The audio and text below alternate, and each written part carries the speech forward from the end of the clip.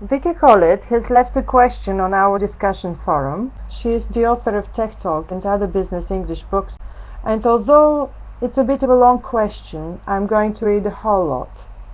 What do you think, Henry, of the rating scale that the International Civil Aviation Organization have issued for pilots and air traffic controller staff?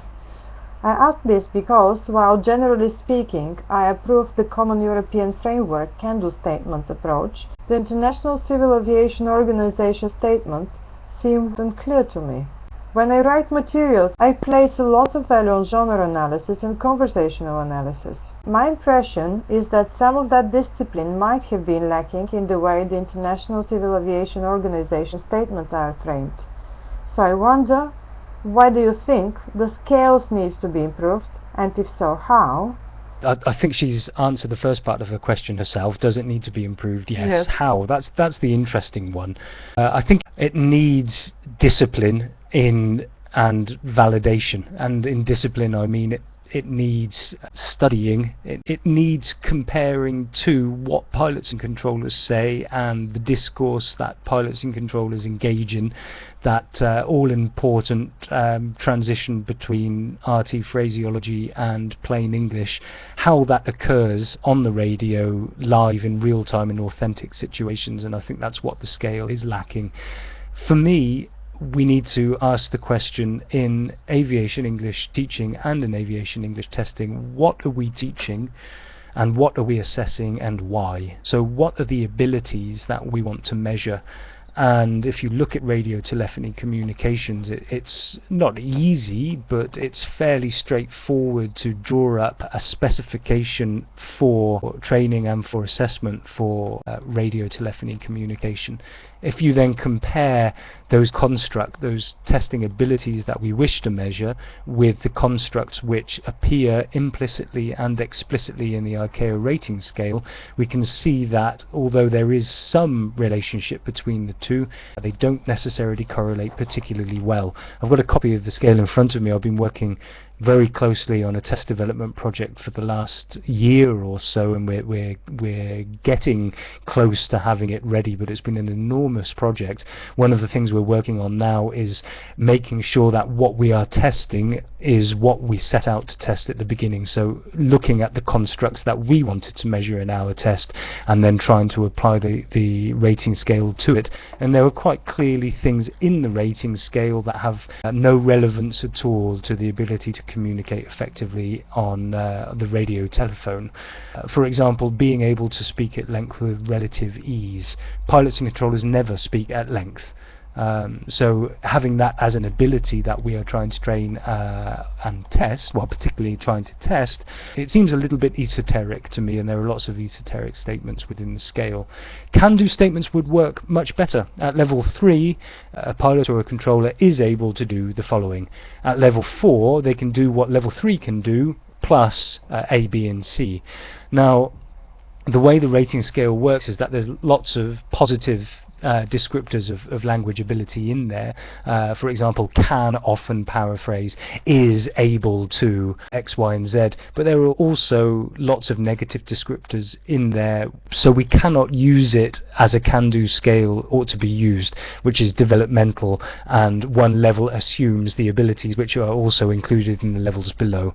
So I think a can-do scale would be a very useful way of approaching using the ICAO rating scale. I believe a chap named Mick McDonnell, or Mick O'Donnell, I can't remember what his surname is. He works for Edgewater College in Ireland, and he did some work with the can-do statements, trying to peg the language proficiency requirements descriptors to the Common European Framework scales.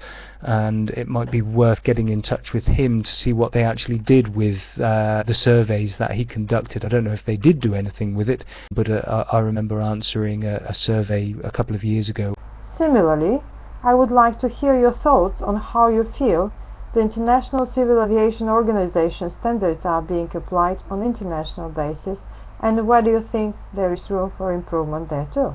Vicki, an awful lot of work is being done in earnest, and that's a fantastic thing. No doubt over the last 3 years, 4 years or so, pilots and controllers all around the world have come on leaps and bounds with their language proficiency and are now doing things in English that they were previously unable to do, and that's wonderful. And in that respect, the impact of the language proficiency requirements is exactly as ICAO intended. Essentially, people are going to have better proficiency when it comes to English language communications in non-routine situations. So I think an awful lot of work is being done, and that's great.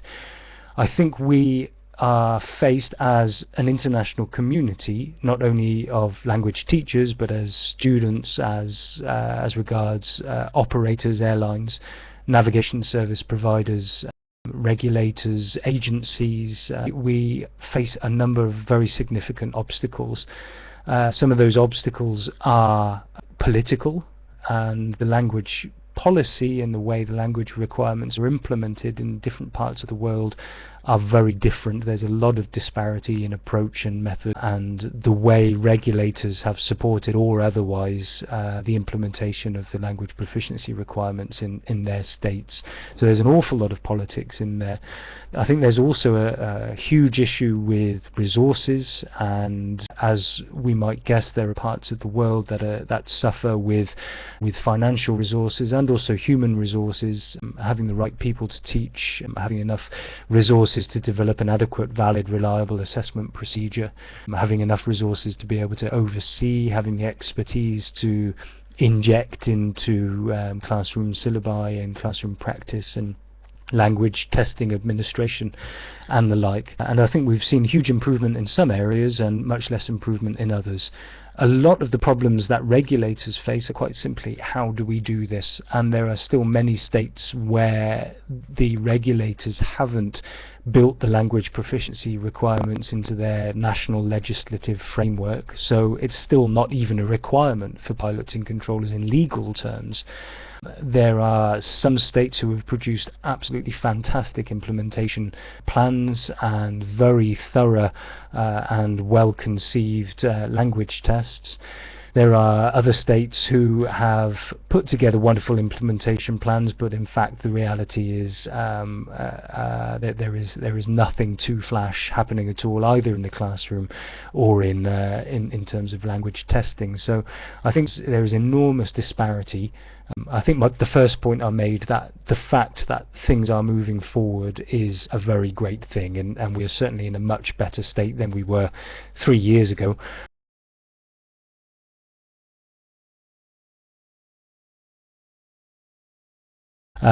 It would be great to think that pilots and controllers are going to be able to reach their deadline of 2011. I very much suspect that they won't, and there are different elements to that, different ways of seeing it. Whether a state says yes, 100% of our pilots and air traffic controllers are now at level 4 or 5 is one thing. It's very easy to say that, and whether they really are, of course, is a very different thing. And all of the questions which would need to be answered in order to ascertain whether an individual pilot or controller, or whether an airline, navigation service provider, or indeed the aviation personnel within that state are really at level 4 well, there's a very long list of questions, not least what assessment instrument did you use, was it valid, was it reliable, and can you be sure in any way of the validity of the inferences that you've made from those testing procedures.